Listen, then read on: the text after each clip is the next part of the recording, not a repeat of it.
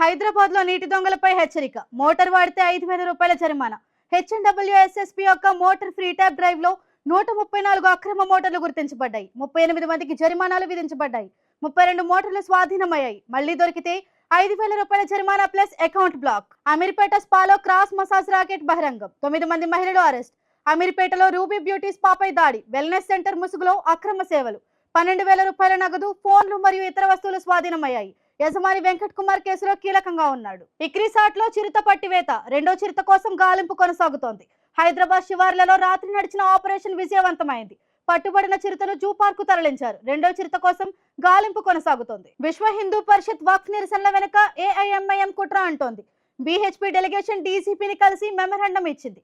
ఓవైసీ కుటుంబంపై తీవ్ర ఆరోపణలు చేసిన ఆధారాలు లేవని తెలిపారు. మదర్సాలు, మసీదుల నుంచి కుట్ర జరుగుతున్నట్లు బీహెచ్పీ వాదిస్తుంది. మిస్ వరల్డ్ అందగత్తెలు పోచంపల్లికి. తెలంగాణ చేనేతకు గ్లోబల్ గౌరవం.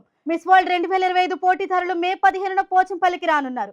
ఇక్కత్ వస్త్రాలు, చిందు యక్షగానం, కిన్నెర ప్రదర్శనలో ఆకర్షణ. తెలంగాణ హ్యాండ్లూమ్ కు అంతర్జాతీయ గుర్తింపు లభించింది.